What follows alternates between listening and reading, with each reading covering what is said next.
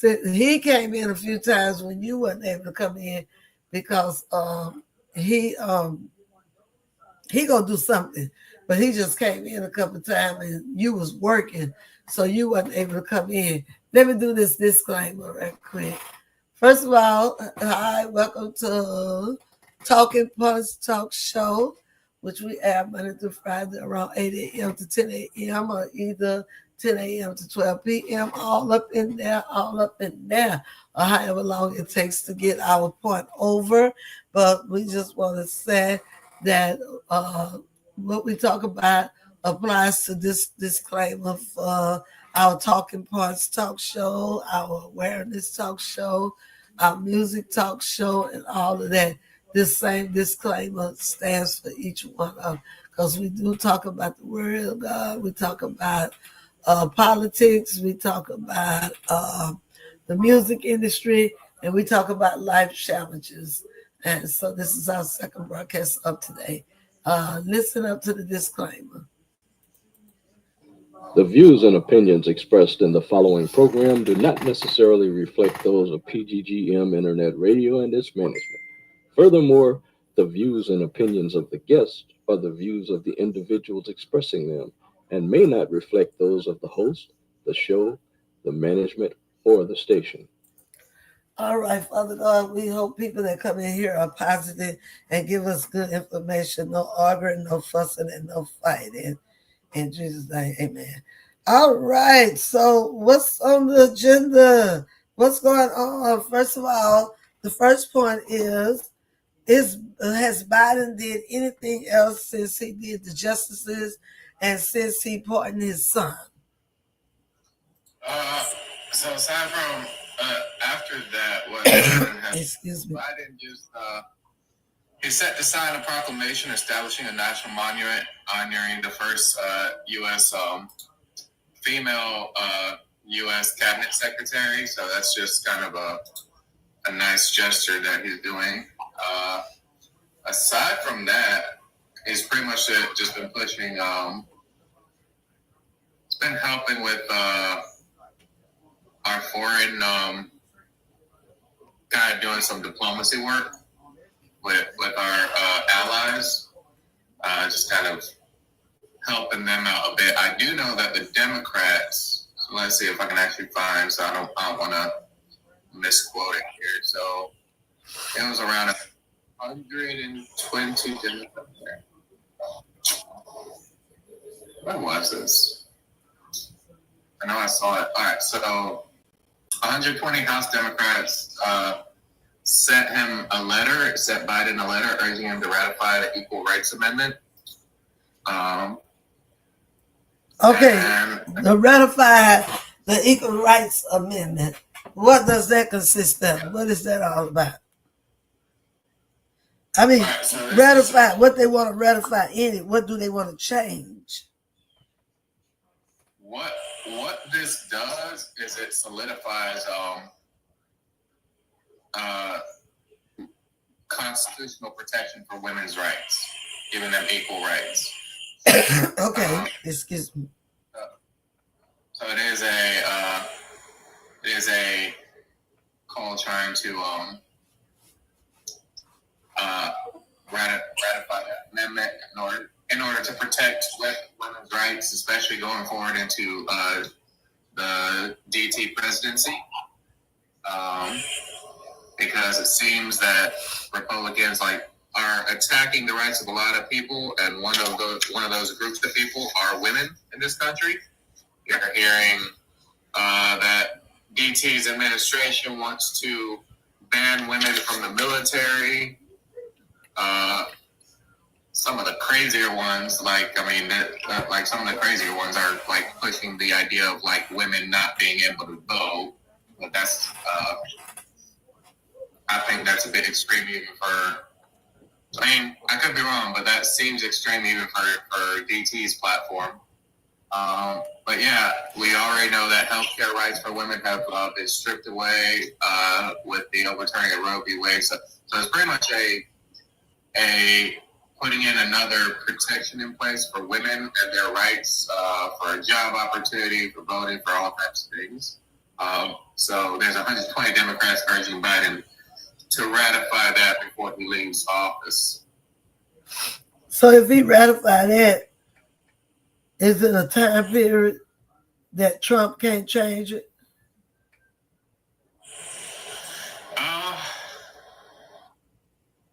I mean, DT, I'm sorry. I mean, you're fine. As far as trying to change it if Trump came into office, so the Equal Rights Amendment is an amendment that hasn't met the threshold requirements to be part of the Constitution. I mean, this has been something that they've been trying to put into the Constitution for a century now, and it came in pretty close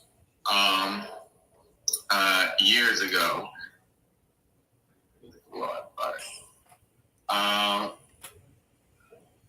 But then, the last time it came in close was a few decades ago, and so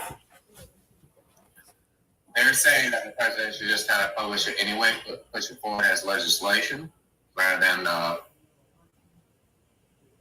if we can't get it in as an amendment, as a proper constitutional amendment, then at least publish it anyway as part of legislation. Okay.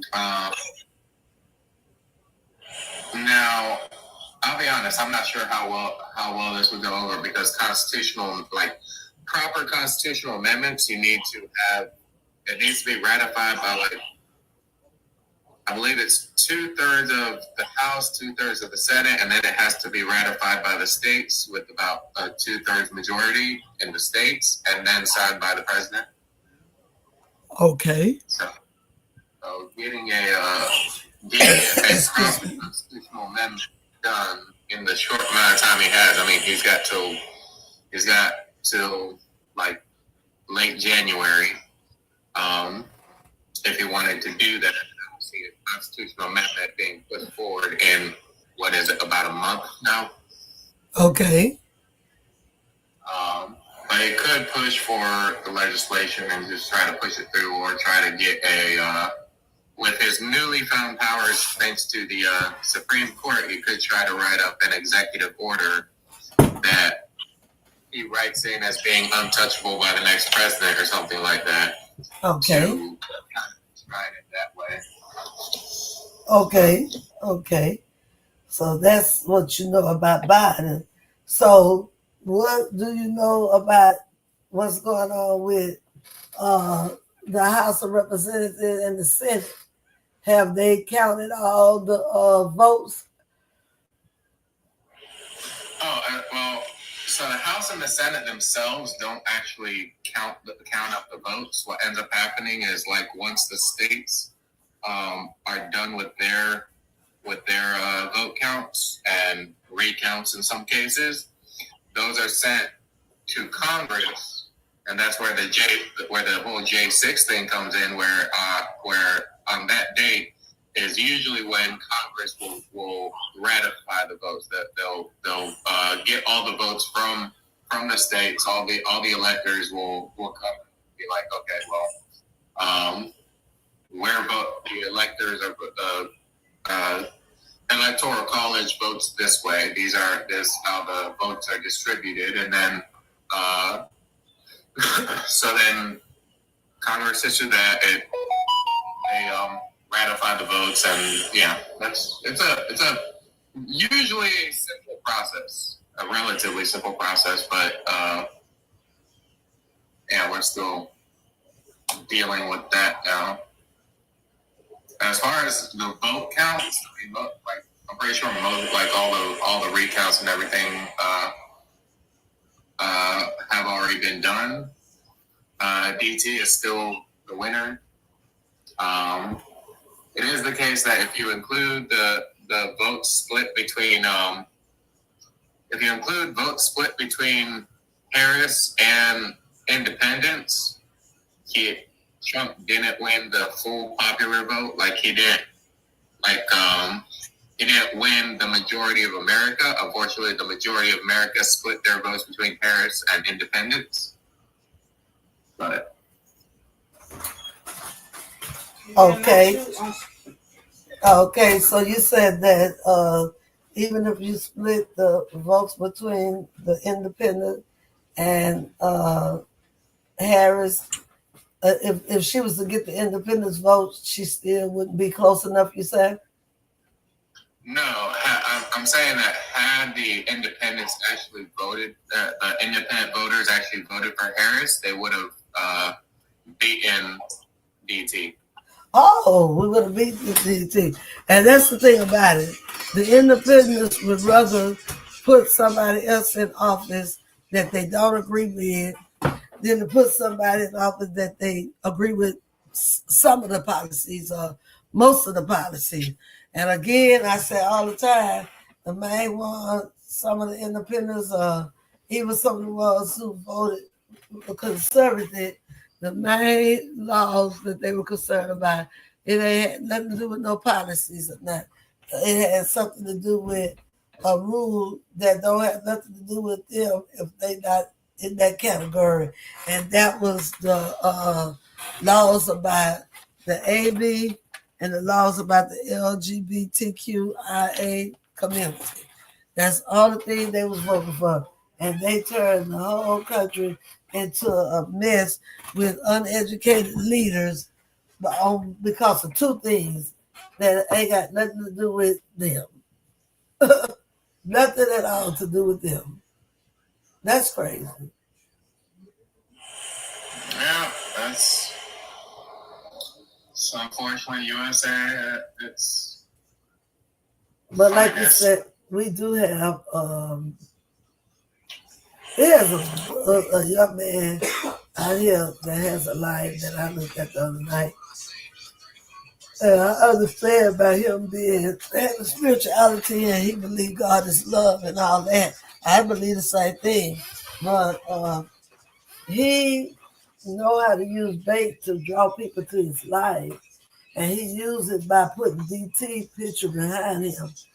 But after I kept on listening to him, I found out that he don't believe that DT is for God or anything, but he put that on the back of in his background as bait to get people to come in there and go off and argue so he could tell them about love, he said, and about the love of God. And then he don't want to boast in his blackness either because he wants to teach his children not the hatred that people feel that the white team man had for them, but the good and the joy, the good and the joy you have in loving God and loving everybody and treating everybody good. Hey Tia, the joy you have in treating everybody good is what he want to focus on, and he don't care about his children not knowing about slavery and not knowing about what has happened in this country, because that's to him that's teaching hate, and then they'll be hating everybody that's white tea, and he don't want that in their spirit, and he's not gonna talk about that with nobody else either because he don't care what they did back then. And different people come in there and say, well, you need to know your history so you can know this. He said, I don't care about none of that. I don't need to know none of that. All I need to know is what's in this book here, the God of love or whatever. So, and like I said, I was in this room for a while. And later on, when I thought about it, I said, well, you can't knock him for not wanting to emphasize hate, but I think you might have narrow-minded if you don't want to emphasize on truth about what has happened, cause us to have trouble that we have. And the thing about it, if your kids don't know about the truth and don't know nothing about where they people have been, your children are gonna grow up and be out there on a limb, and they're gonna be trusting everybody and could find themselves in a bad situation. And even him, it's all right to teach love and God, but you might have to get your eyes open too. That even though you got all the love of God in you, that don't stop them people from showing their hand.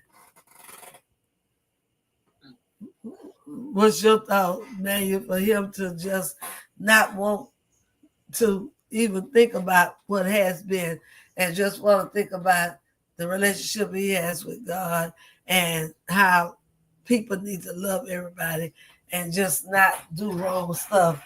And I mean, that's true, but it don't happen like that. I'll be honest, like that type of mentality is one of the reasons why I oppose religion so much, because it's been used so well by people who want power to convince those who could be standing up to, rather than stand up, get on their knees and start praying or looking towards the heavens for salvation that isn't going to come. Meanwhile, they could have just been on their feet and fought for the changes and for the better world that they say that they want. But because they're so convinced that God's going to do it for them, and rather than standing up, they're on their knees praying, and that hurts everybody else who's trying to stand up, because now we're struggling against these people who won't stand up. And I agree with that. It don't make me oppose religion, but it makes me have a mind that you got to have balance. People don't, like you said, people don't have no balance when it comes to religion. You know what I'm saying? Everything is about, God just gonna come down from heaven and do everything, but he put us here to do stuff, So I totally agree with you on that. Stand up on your feet and do that. Now, I'm going to go with the prayer too, but I understand exactly what you're saying, though. And I did ask you. So, yeah, I understand exactly what you're saying. Because there's more to it than that. It's more to it. You do more than just serve God. You live up in this society who's not serving God anyway, And not talking about people like you that may not believe, in that, but you try to do right by people, But you got people who is not trying to do right by people and don't believe in God and believe in evil. Well, work out the evil is what I mean. Not so much believe in evil, but they all about doing the wrong thing. And one of those people are the white tea supremacists. All about just making sure they lord over everybody and everything. Yeah, I mean, it's YT supremacists take advantage of this. It's just greedy people in general, whether or not they're YT supremacists, but more like people who are just greedy and happy to step on everybody else. It's so many people doing harm to society that take advantage of believers, in that they can convince believers to spend their time, rather than trying to focus on things that would help the society directly, to spend their time in prayer and waiting for some salvation, waiting for, I guess, Jesus to come riding down on a white horse. That's not how that works. Even within the doctrine, that's not actually how it works. Right. That's not how it works. You're right. Even in the doctrine, when he comes down from the right house, this gonna be over with. We need something right now. You know what I'm saying? Yeah, this gonna be over with. So you got to have some kind of common understanding is what you got to have. And it seems that nobody have any common sense. Even that is another terrifying aspect of it, and not because like Jesus going down obviously I don't believe that'll happen, but so many believers do believe that, and thus are excited or happy to see what they perceive as signs of the end of the world. You see a lot of Christians cheering on the events in the Middle East, between the peoples there in Gaza. Okay. because they think, oh, this is fulfilled prophecy. They're taking back all their land, and so we should support them. And they're not paying attention to the atrocities that are being committed. They allow those atrocities. They look past those atrocities because in their mind, oh, if they successfully take their land back now, Jesus will be back any day, y'all. So it'll be fine. And that type of mentality is like, wait, so you're just going to like look past the genocide that's going on because you think your religion says that this is prophecy? And even if it's prophecy, that don't mean that he told you to just be okay with the wrong part of it. You know what I'm saying? The wrong part of it, you're not supposed to be okay with it because, like you said, and it's not affecting everybody. I mean, it's affecting everybody a bad way. You see what I'm saying? This is affecting everybody a bad way. So since it's affecting everybody a bad way, whether it be prophecy or not, it's not still, it's crazy because it still won't be the end time because there's so much, that stuff go deeper than what they realize. So I'm like you though. I'm like you, you know, even though I am a believer, but I'm like you about the foolishness that go around with some of them that do things in the name of religion, you know? Yeah. Yeah. So yeah. Yeah, even the inactivity, the failure to act on the part of believers because they think it's this weird mentality where like this world as they perceive it, this life is like a walking mat, and you just where you're gonna wipe your feet before you enter the house of eternity. And because they have that view, they have very little respect or desire to actually affect this world in a positive way. And that's true. But even like you said, even if you go to the doctrine, that's not what the doctrine tell them to do. You know what I'm saying?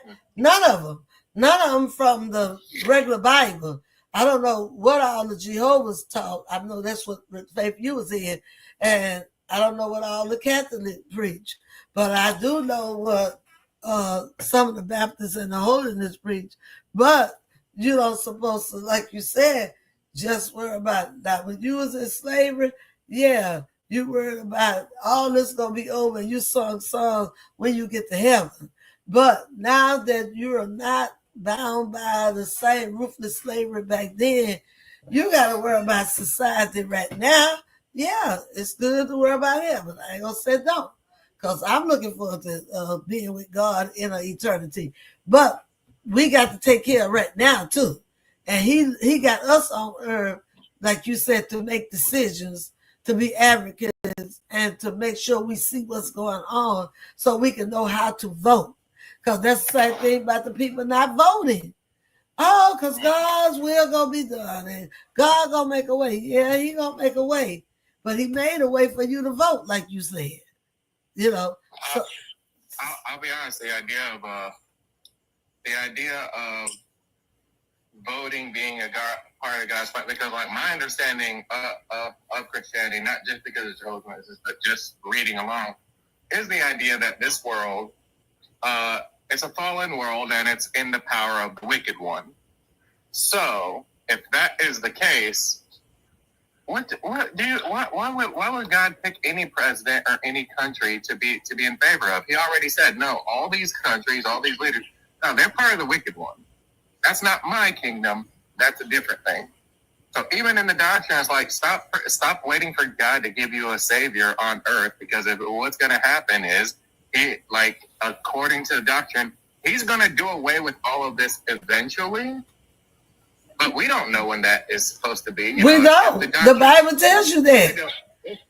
It can be tomorrow or 2,000 years from now. Right. So stop acting like any 5 minutes from now Jesus is gonna come riding in on a gold chariot pulled by white horses. No, you live here. You live in the now. You see the effect. You see the suffering around you, and you can do something about it. You stand up. I can't argue with that one. I mean, Anybody argue with that one, they foolish. You really can't. Because like I said, like you said, even in the doctrine, the doctor don't tell you that he finna just come riding on the white horse and do things. He showed you that wasn't true when according to the scripture, when he came before. They were looking for it to happen then. That he just gonna come here and make everything good. But then he left again and said he would return eventually. But he said, until you return, you got to live here in this society. You got to deal with the government. You got to deal with the laws of the land.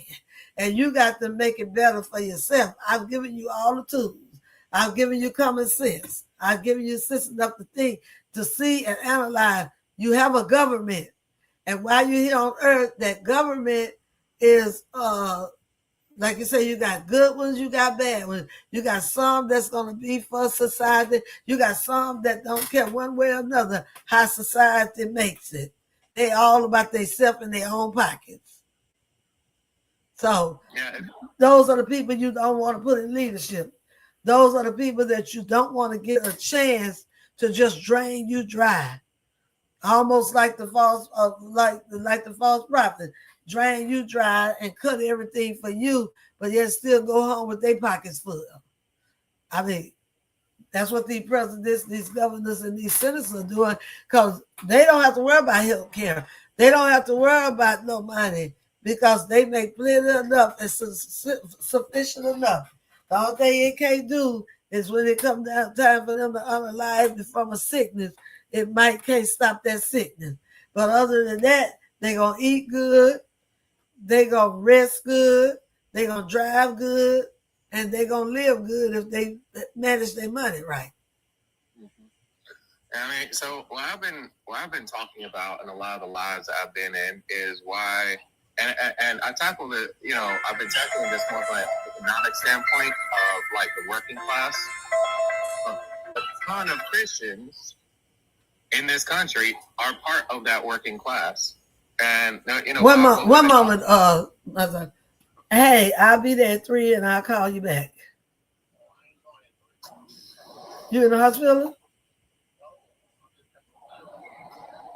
Oh, okay. Well, I'll call you back. Okay, I'm gonna call her. All right. I'm sorry. But anyway, I'm sorry. I was just saying, I've been tackling the issue of like why people, of those who do vote, why so many people are voting against their interest.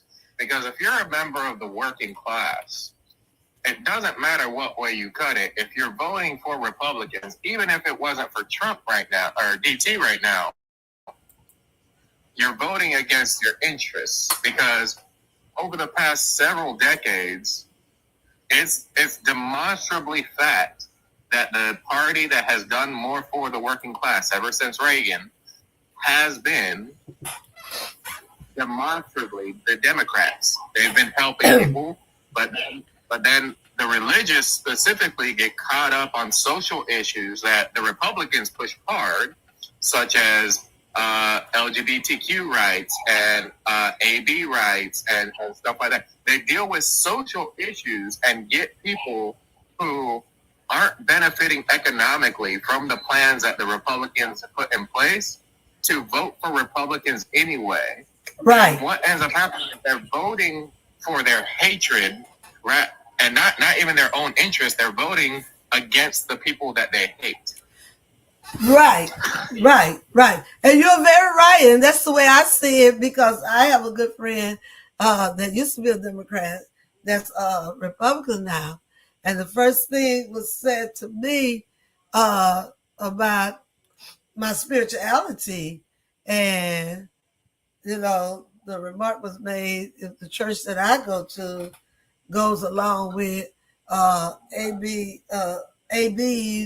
and unaliving little kids, unborn kids, and going along with the LGBTQIA community. And once before they had said that the Democrats seem to only think about the LGBTQIA community. I don't think that's what it is. I think it's that they have realized that people have their rights, and if they have their choices, and if that's their choice, we cannot continue to deprive them of equality, that they can have the same rights as others, marriages, or allow them to marry. Okay, we're not God. We are in a society with them, and the people who are in position, like it's a lot of people who turned on President Obama was the merely fact that he signed the bill for the same gender marriage. And that's all. Everything else, they liked that what he did, but that one thing. So, as the people are caught up in, how would you say it? Maggie, I don't know how to say it, but you said it earlier, but that's basically what it is. A bunch of them is just caught up in that. From my understanding, even when I was a believer, my understanding of how the doctrine was put forward between the Old and New Testament, the Old Testament was a set of laws for a nation, for a specific nation, Israel, and those laws were specific to that nation, how that nation should run in as far as God. It's a nation directly under God. But when Christianity comes along, by the time of Christianity and Jesus, his message seemed to be more about a personal relationship on an individual level. He didn't give the blueprints for how to run a society under God. He gave the blueprints for how individuals can come to their own salvation. And he was sitting there, he's the type of person who was sitting there going, one of his quotes was, let he without sin cast the first stone. Don't worry about what everybody else is doing. When exactly. It comes to your religion, don't worry about what everybody else is doing. It's your relationship with God that you need to worry about, and leave everybody else alone. You can preach to them, you can talk to them, you can encourage them into the faith. But what you're not supposed to do is force your beliefs, your Christian beliefs, onto them. Right. Because that wasn't part of Christ's message. Christ's message was all okay. You, as a person, need to build your own relationship with God for your own salvation. Not look at your neighbor and say, I don't like what my neighbor is doing because I think that goes against God, therefore I'm going to go against them. He said, don't. He specifically said, if how are you going to judge your neighbor the thorn in their eye when you have a log in your own? Don't do that. Leave them alone. He said, judging to God. If it really is something against God, God will deal with it. Right. And I think that's what we have the big problem with the whole concept of believers, Christianity, because then you have, I'm not a Christian, but I'm a believer. Either way, vice versa. If you're a believer, like you said, those laws, those rules, those books, and everything was wrote to that nation. Now we do believe that as Gentile, we have come in the fold, and some of the things that was in that Jewish nation, like you said, well, like I would say, you look at it, you see where they went wrong against God. You see what God don't want them to go wrong. You see what he said to the Gentile, which is everybody that's not of that nation, how he wants them to come above. And like you said, the same rules didn't apply for us that apply for them. Because even with the circumcision, he let them know in the scripture that was a Jewish covenant law. Now people don't have to go back and have a circumcision of the body, but they have the skin, but they have a circumcision of the heart. And like you said, that's personal. That's personal. But some people who are in leader and preaching, they're supposed to preach and compare, but they still supposed to allow people to make the choice, like you said. And then when it comes to the whole nation, a whole world of people that may not accept or may not want to accept, they are not going to be governed under the same thing that you govern yourself under. You govern yourself under me Christians govern themselves under things of the Bible or of his ways in the Bible that he did have for the Jewish nation, and people who would be Gentiles and believe, but that's not for the whole world. So if the whole world or if the whole United States have a whole group of, I said in the United States, say you got 50,000 people. You got 15,000 that's believers and of the Christian faith. God don't expect for whoever becomes the president of those 50,000 just to govern their rules for those 15,000. Because you got that other, 40, that other 35,000 that wants some rights and wants some things to be governed. So therefore, it's across the board. That's who they are supposed to satisfy. Long as it's not nothing directly against moral principles and just good decency. And when we say good decency, we're not talking about what a person, I'm about to use my own car. We're not talking about what people do, we're not talking about what people do in their own life and their own community and, like I said, with their own self and for their own bodies, like you said. But we're talking about what affects all of us. If somebody's out there rapidly unaliving people and they don't have no kind of policing and stuff, well, then that's a problem for everybody in society. Is that making sense? Yeah, I'm following you. Yeah. That's a problem for everybody in society. If somebody that's from another community and lifestyle try to make me as a minister marry them, or me as a minister say it's okay and that I approve somebody in my family being a certain way when I don't, now that's gonna be their choice still. But I ain't got to agree with it, But when you go to try to make me do something or make me feel a certain way about something as an individual, well, then that's a whole nother situation. But the most important things, like you said, is to make sure veterans have what they need, disabled people have what they need, poor people have what they need, people who are about to have a child and could be a matter of them unaliving and them living. That's the kind of stuff that should have regulations and have approval of to make sure they are okay. Not fighting against them to make sure they can't get the help they need because of the few that just go every weekend and get knocked up and decide they want to have a VA, which that still ain't your problem. That's their problem if that's what they want to do. They the one gonna have to answer if you think it's against God. They gonna have to deal with God, not you. Like you said, that's not your business. So, but that's what it is. What you're pushing, it's the same old. People who don't rightly divide the word of truth, first of all. People who don't seem to even have common knowledge or common sense.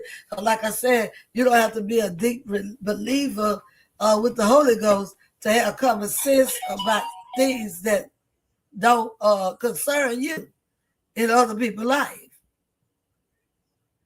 You ain't got to be deep to realize that. I mean, and then if you are really a believer like you say you are, God will reveal those things to you and let you know that's not what I'm telling you to do. You're using the Bible wrong. It's supposed to be used, like you said, for your individual life and to keep you from doing certain things, not for you to try to put it off on everybody else. Yeah, you got to get them to know him if you're a preacher or something. But when it comes to these laws and these regulations of the land, as you said earlier, they said that the world is not under God basically anyway. It's under the world leaders. So the world leaders are going to make certain rules. And all you do is pray that all the rules don't hurt you. Like I was saying, like the unaliving and not no law man to take care of the person who may unalive you or the paper might do something to you to hurt you. That's the kind of stuff you worry about. And like I said, for those who believe or whatever and just call yourself want the right thing, you want to put somebody up in the office that's going to protect your right to vote, that's going to make sure the John Lewis bill is signed, going to protect your right that a police can't put his feet on your neck and just unalive you and do all kind of things to you. That's the kind of rules and regulations that you actually want to vote on, or you want to vote for people, because that affects you directly. All that affects you as a person, as a Hispanic, as a Mexican, as a black person. Those kind of laws affect you. And then, like you said, at the border, the people who are not from this country, that was not originally born here and raised here, had to come over here and try to get citizenship. If y'all are voting for people who wants to send you back, like you say, you voted for against your own interest, but you voted for them because what you said, what did most of the Mexican and Hispanic and all of them, why did they say they vote? Well, some of them got small businesses over here for one. But a part of it was economic reasons, that they believe that under DT they will make more money. Another part of it is for religious reasons, their opposition to A, B, and LGBTQ rights. Those are the main ones, but I'm just saying some of the other ones were more or less, like you said, they believe they'll make more money. But like you said, how do you feel you'll make? Well, some of them testified and said they know that they had more money. But I think it might have been from the previous administration policies why they had more money. Well, a lot of business people actually did make, like, despite us talking about how badly C-19 affected the economy, a lot of people end up getting the checks from C-19, and a lot of businesses got subsidies for C-19. Well, what is T-19? C-19, the pandemic. Oh, I was going to say, well, the pandemic is going to get you money, don't care who in office. That should not be something that they base it on. That behooves me right there. How do y'all base his doing and getting you money? We don't have a pandemic right now. So you're not going, ain't no businesses going to get what they called it. They called it something. There was a lot of business money gained, 20,000, 7,000, this 1,000, that 1,000, 50,000, 100,000 because of COVID-19. But that ain't finna happen up in no 2025 through no 2027. That ain't finna happen. That only happened because we were in a pandemic. And like I tell them all the time, no matter who would have been in the office, we was going to get that anyway. Anytime a president is in the office, I was going to say, for a lot of people that are like focused on business, yes, they got a big boost during C-19, but they're also looking at the fact that Trump is DT is heavily promoting tax cuts for businesses. What a lot of these small business folk don't really realize is that his tax cuts are for the top earners. They're for the top 10, for the top 1%, top 10%, the top 20%. If you're a business that's making, let's say, $400,000 a year, that's not bad. But you're not in that club. You're not in that DT club of people who he actually cares about giving tax cuts to. There's a reason why tax cuts for the poor, when he passed that tax cut plan, tax cuts for the poor were put on a temporary status that would have to be, Congress would have to renew that. Meanwhile, tax cuts for the rich were put in a permanent status where Congress doesn't have to renew that. Yes, they did permanent tax cuts for the rich, and they did permanent tax cuts for wealthy corporations and the rich, but they put temporary tax cuts on the working class and on small businesses. So they just going by what they hear somebody say. They don't have no legit information to explain to them how these tax cuts work for the smaller businesses. Because you're right, they talk about their businesses still, and like I said, they cannot. And like you said, they continue with the big businesses, but I just don't get it. I don't care what kind of money you got because there was a lot of stimulus checks went down. There was a lot of business checks went down. And all of that was because the country was in a crisis and the country okayed a lot of money to be given out. And half of if you didn't get it legitimately, if you had some issues with it, some people went to jail behind it and all that kind of stuff. So that was not what it was all cracked up to be. And I just don't see how people don't get that one. I just don't see how people don't get that one. And then for these black people and these white tea people who think that if you take the Hispanic people, the people who are not from here, and you send them back, they'll have more jobs. They got a rude awakening. They won't have the jobs they want. They'll have those jobs that they don't want. Even if they have jobs, it'll be jobs that they don't want. It won't be jobs that they want. It'll be jobs that they don't want to work. Because I know a lot of them don't want to work different jobs. I ain't gonna work for this, and I ain't gonna do this kind of work, and I ain't gonna do that kind of work, especially in the black neighborhood. Hey, it used to be that now even the Mexican, the white TP, and all of them, they wouldn't cut grass out there in that hot sun. They wouldn't haul stuff. But you, excuse me, they done took over that now. They hauling stuff. And those were the jobs that the black people was able to make good money in because the white tea people and all of them weren't going to get out there and hustle out there up in those yards and taking people's trash and cleaning up people's yard. And that's a big market now. That's good money now. And they done took them jobs. And before the Mexicans and all these other nationalities come over here, those jobs was being taken. So they can't holler that these people, and then even construction. You got them now, especially in the black community. They don't even want to get out there and do hard labor construction no more. So if they talk about the Mexican and this one and that one is taking their job, that's because them people trying to live the American dream and they trying to make some money. And it's big money up in there.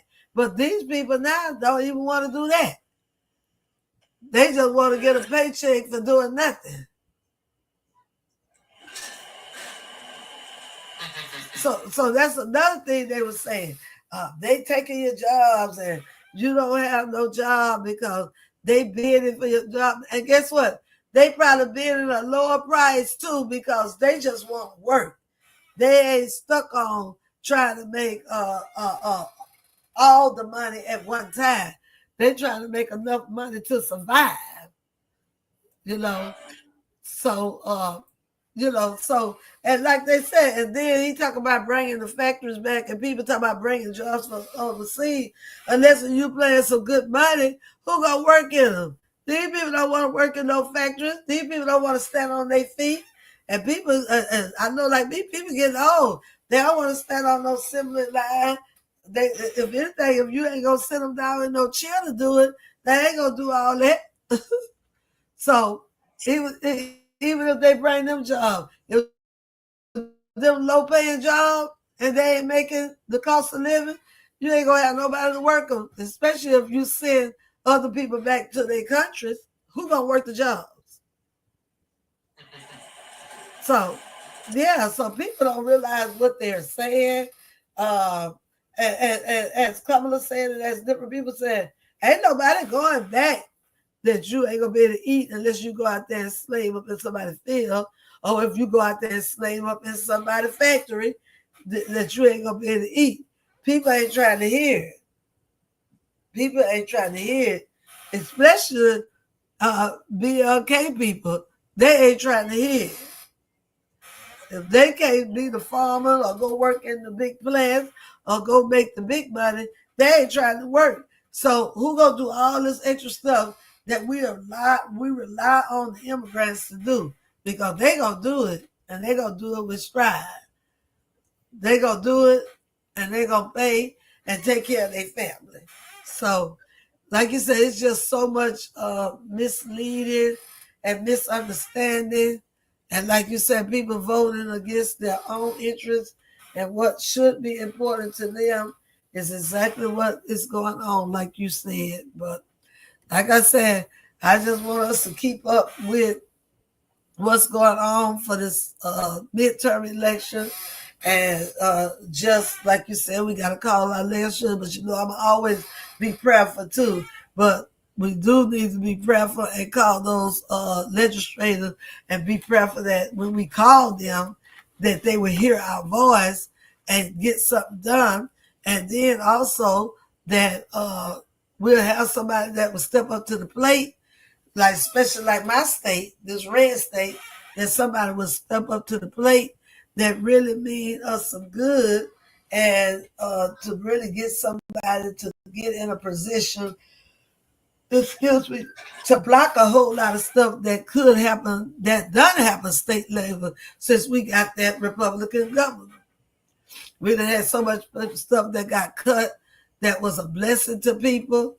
And I guess as a Republican, they want to be conservative and don't want to help, feel like they're giving somebody down, giving somebody something, they having down something, and people not working hard enough. He ain't working hard. You up there just striking a pen and making bad decisions for people who are less fortunate than you. So that's the way I see it. Well, what's your final remarks as I let you go and visit some of your other lives? What's your final remarks, Matthew? I mean, on that, it really kind of like my final remarks on most of these talks are the same right now, but I think they're still important. That people need to start building up their local communities, their physical community around them, because one way or another, we're about to see some hard times in the United States, and you're going to want people that you can trust to be by your side, who you are willing to help out and who are willing to help you out get through these times. Also, if you can get your community to start working on a local level with your state representatives, get to know who they are, and start bugging them like crazy. Call them, email them, write letters and send them. Get you a carrier pigeon to send them a letter a day. Find out how to get on them and tell them, hey, these are our concerns for our state, whether it's on a town, city, state level, whatever. Bug them, tell them what your concerns are, what you want to see happen, what protections you want in place, given the current administration that's coming in, or not the current administration, but the incoming administration, I mean. And finally, everybody needs to prepare, tell your friends, tell your family, tell that annoying person at work who talks about politics and thinks that they know all about it. Tell them we need to get out for the midterms. I know it's still 2 years from now, but it is vitally important that we all get out to the midterms and flip the Congress back blue, because without that, right now, this is going to be it's going to be tough going with a red Congress, red SCOTUS, and red POTUS. Red Congress, red Supreme Court, and a red president is going to be extremely difficult for us. So if we want any type of change, or we want to prevent the worst from happening, that first stage of getting our communities together, working together with our communities, is how we survive these first 2 years. And then in 2 years, we want to go out there and get Democrats back into Congress, so that they can work on a federal level to stop more insane ideas that the incoming administration has. And that's what I have to say as far as closing statements on any of this. That's vitally important for everyone right now. Right. Right. And I totally agree with Maya that we got to find out who's who in our local local Congress and legislation and stuff like that. And we have to get somebody who can put a letter together and write to them and let them know what our concerns are in our community, as well as get busy trying to make sure that we go out in the midterms, as he said, to vote in the midterms and make sure we can get somebody in there to help make sure we have some of the things that we are looking to have seen about and taken care of and exercised. Because, like he said, uh, things are going to be happening. They might not get everything they want, but you can rest assured something is going to go down that is not going to be beneficial to us, the working person. But I can't leave yet because we got equal vote up here. Equal vote. We was talking about our upcoming administration as well as our administration that we have. We're just trying to find out if anybody has any news on what action is taking place now. Is President Biden, what kind of things are he putting in place to make sure some things may not change that some people don't want to change once the other administration take office, and uh, what actually is your preference? What do you want to see happen with the next administration or with this administration now? I think so. I'm gonna drop out. Control of the drones. Okay. I am in control of the drones. You a troller? I am controlling the drones. Okay. Sorry. You know who that is, man? Gosh. No, guys. I think I've been on your panel before, Princess, and we made a mistake in this country, just like we did in 2016. There's this inherent misogyny that is part of our society. We didn't elect Hillary Clinton not because she was unqualified. We didn't not elect Kamala Harris because she wasn't qualified. It's because Democrats stayed home when they should have been out. They were laissez-faire. Thought, hey, we got this in the bag. No one's ever going to vote for Donald Trump. A few more billion. Said DT. You know how they is about that name, DT. I'm sorry. Go ahead. What's that? Call him DT. Don't say his name. Oh, okay. I'm sorry. Okay. So nobody in their right mind. This is what confuses me. Whether there was any EFR or not. Quite a few people, almost half of the country, voted for that person. That's what I can't get over. Like, these are people that we potentially wake up with in the morning. These are friends, family, co-workers. Like, you think you're on the same wavelength with them, and you can't really ask them what's going through their mind, because then it's like an insult to them, right? Like, you can't say, why would you ever vote for this person who's a 34-time convicted felon? And how could you vote for somebody who is found liable of SA? All those things that you would never as values in a person you work with, let alone a person who's going to run this country. Right. This is the thing that bothers me about this country. I'm not quite sure what to do about it. Part of me feels like it's time to move on. Like, the great experiment, for all intents and purposes, and you can make the argument that it failed a long time ago, but I think it's coming to the conclusion that the experiment has failed. So it's time to, there are a lot of people that I know here in this country that are much more well-rounded, better citizens of this world that don't live here. You have to go outside the United States to really see what the world's all about. We're in this little bubble here in the United States. Like, everybody's kind of spoiled. this whole idea that we're paying too much for gas and for eggs and for groceries and all that stuff. We're so spoiled. Let me tell you, I have ancestors. I have, I'm going back 3 generations. I go back 3 generations. I find the society that had one person working in the home that supported a family of 7, 8, 9 kids on probably 1/10 of the salary that I make. There's a lot of honor in that lifestyle. I'm not trying to say that everybody was better off, right? We probably weren't better off financially, but that's where the problem comes in. We think if we're well off financially, we're doing well. We could be doing great financially and still be a horrible person, horrible society. So, I think we need to get back to that. Like when I hear somebody say, let's, not MAGA, but if they want to take things back. There are some things to look at that were better in our society in the 30s, 40s, 50s.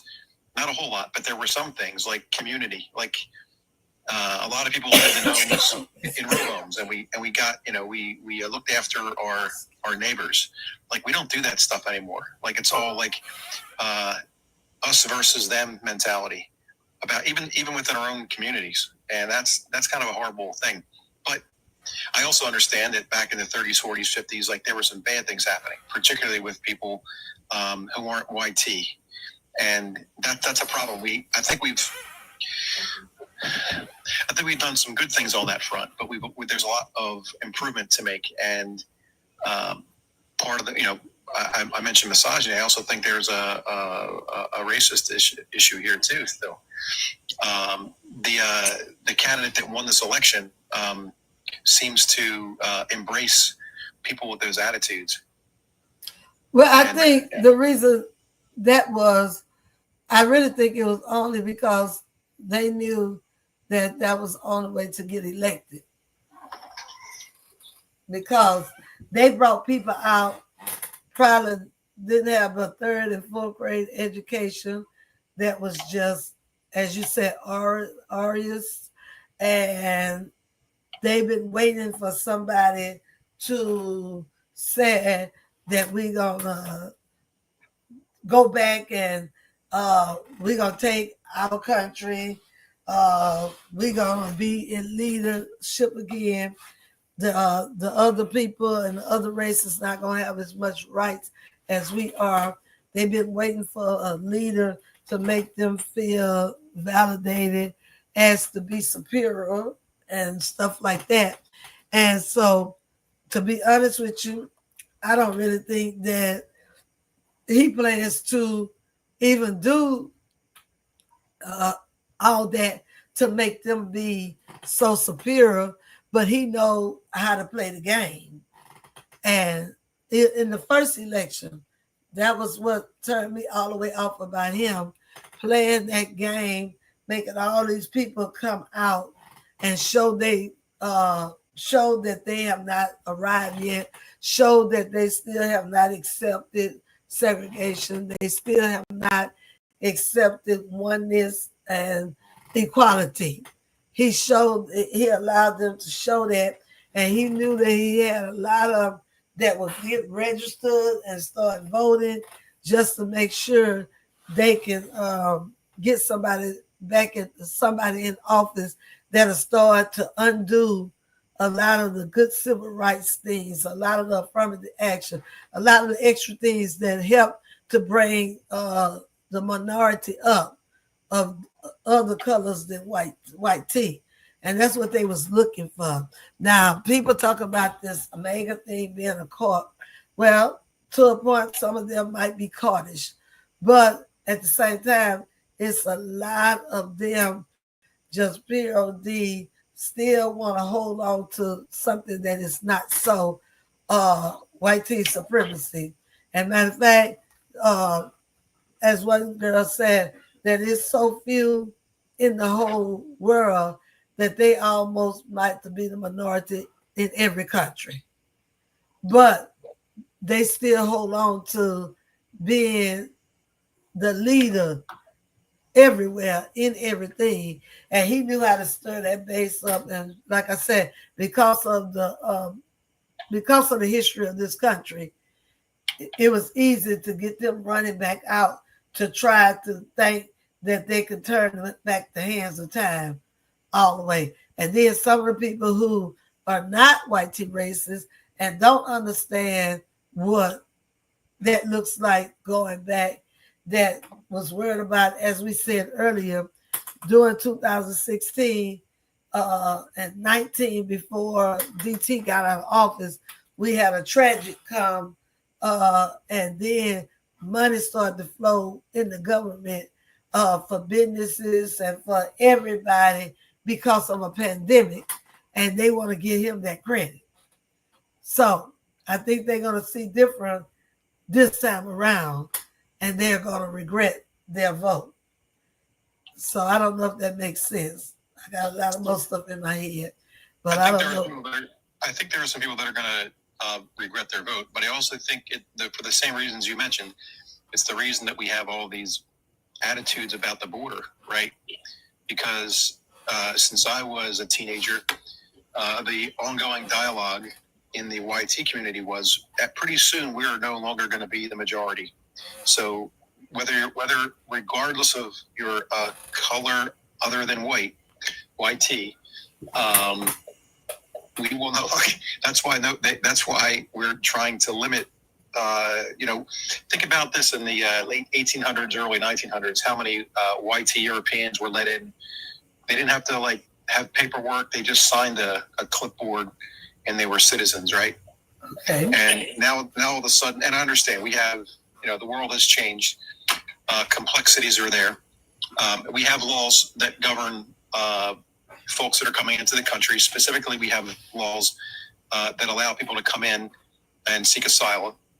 We were all seeking asylum from Europe. The people that were welcomed here, right, were seeking asylum from Europe. Even the founding of our country was seeking asylum from religious persecution and taxation in Europe.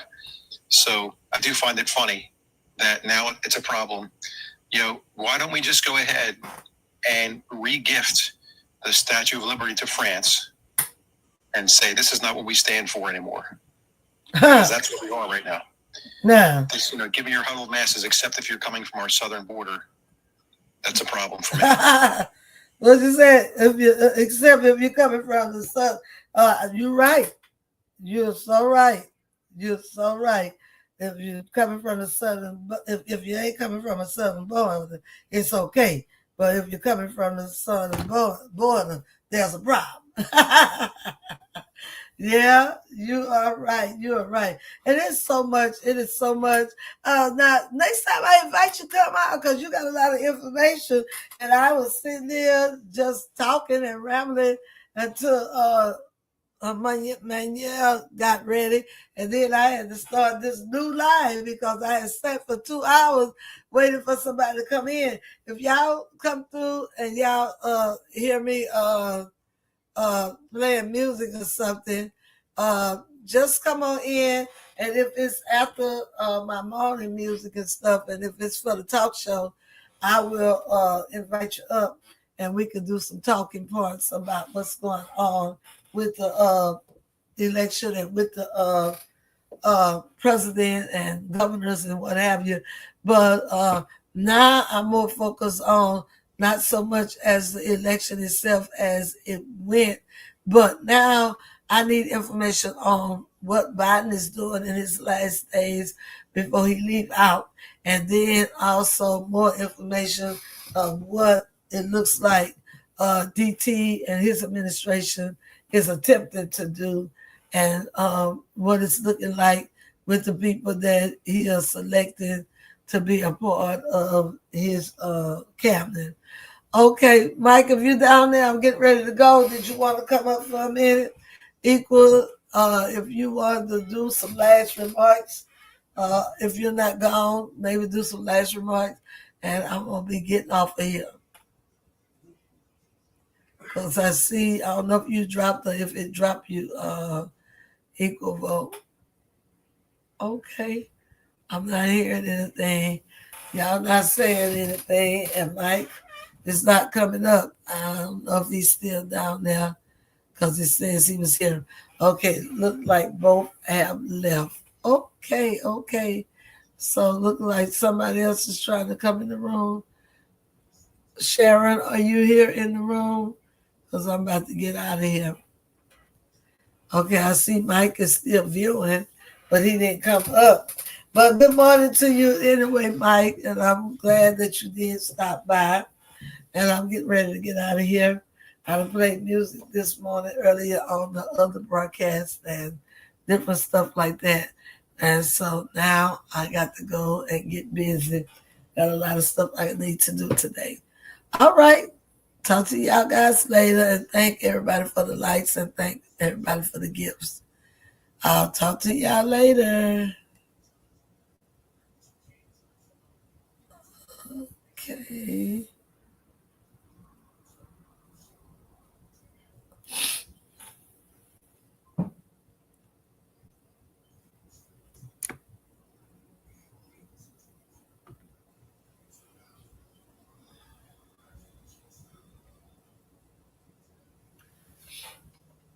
All right. I'm out, y'all.